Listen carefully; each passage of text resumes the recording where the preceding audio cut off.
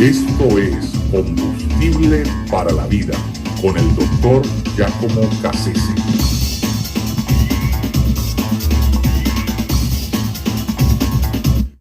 La psique humana se ve seriamente afectada por eventos perturbadores y emocionalmente lacerantes. Cuando una persona es agredida, violentada, la víctima desarrolla un sentido de incredulidad y de desconfianza total hacia otro ser humano. Y por supuesto deja a esa persona sumida en un sentimiento de fragilidad, vulnerabilidad, un sentimiento de fragilidad y por supuesto de fatalismo, donde la posibilidad de creer, de tener optimismo en la bondad humana, por supuesto es casi inexistente.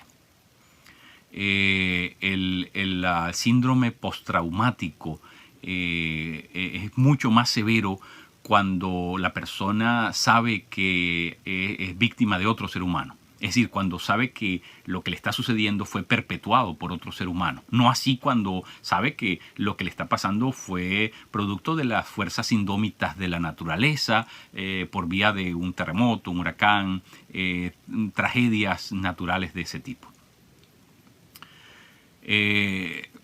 Cuando uno mira la historia humana, uno se da cuenta de que pareciera que la historia humana es un gran charco de sangre, porque desde que Caín mató a Abel, toda la historia humana es un fratricidio permanente, es el encono entre uno y otro ser humano.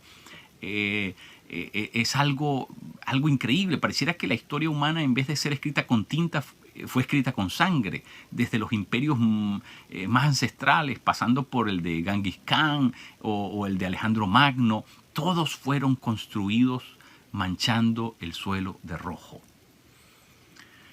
Algo verdaderamente fatídico, la historia humana. Cuando uno mira un poquito hacia atrás, se da cuenta de que todo tiene que ver con esa pugna permanente entre dos seres humanos, la violencia permanente. Se dice que cuando Craso, con la ayuda de Julio César, trató de sofocar el levantamiento de Espartaco en el sur de Italia, tuvo que matar 60.000 esclavos en un solo día y 700 más que crucificó a lo largo de la Vía Apia, hasta que finalmente entraron triunfantes en la ciudad de Roma. En esa misma ciudad, en el año 64, Nerón quemó la ciudad con todos sus habitantes dentro. Y Mahoma no le perdonó la vida ni siquiera a una sola persona que se negara a adherirse a su nueva religión musulmana. El general Menéndez de Avilés mató a 500 hugonotes franceses en una sola tarde. Hugonotes que se refugiaban en las costas de la Florida, incluyendo a más de 30 niños. En la noche de San Bartolomé, mientras se celebraba en París el matrimonio del rey Enrique el Borbón de Navarra, los partidarios del duque de Guisa se aseguraron de matar 10.000 hombres esa sola noche y se contabilizaron un total de 35.000 al final de esa semana. Toda la historia está llena de estos eventos. Por supuesto, esto es sin mencionar los 50 millones de muertos que dejó Stalin en Siberia y los otros 50 que dejó Mao Zedong por medio de su revolución cultural china y los tantos otros que se le atribuyen a la dinastía de Kim Jong-un en Corea del Norte. Tal vez el evento más rapaz, la rapiña más grande, la carnicería más grande que recordamos en la historia sea la del Holocausto nazi. Tal vez porque ha sido la más reseñada, la que mejor conocemos. Pero el Holocausto nazi es responsable porque el optimismo en la bondad humana se desplomara completamente. Sí, como si se tratase de la bolsa de valores, ¿no? Como si el optimismo fuera una mercancía de valor fluctuante, como puede ser el oro o el petróleo, y que de la noche a la mañana se desplome, dejando a la raza humana en una bancarrota moral absoluta. Edmundo Burke decía algo muy interesante. Él decía, lo único que se necesita para que el mal triunfe es que los buenos no hagan nada.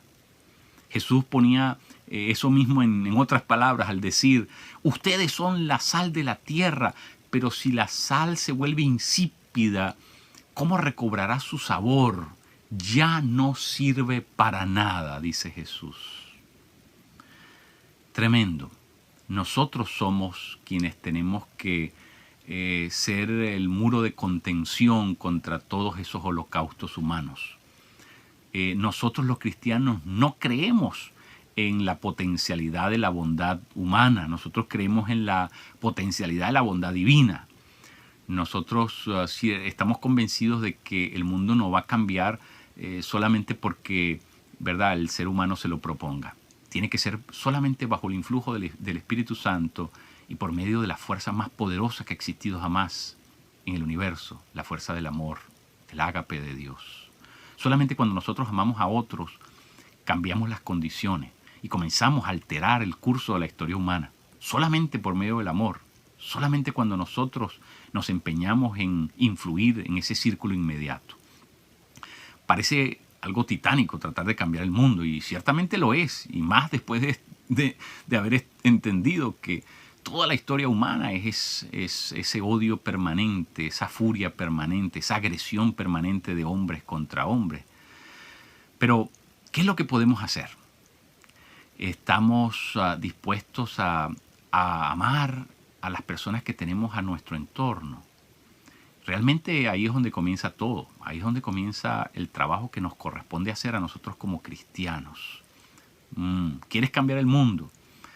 Recuerda las palabras de la Madre Teresa de Calcuta, que dijo, si vas a ir a cambiar el mundo, devuélvete y comienza a amar a tu familia. Así es, en pequeño, en minúscula. Así es como comenzamos nosotros los cristianos a cambiar el mundo. Cuando nosotros comenzamos a amarnos los unos a los otros. Únete a nuestra comunidad. Si tienes preguntas o deseas más información, no dudes en escribirnos a combustibleparalavida@gmail.com o contáctanos al teléfono 305-661-5151. Gracias por escucharnos y ser parte de nuestra comunidad.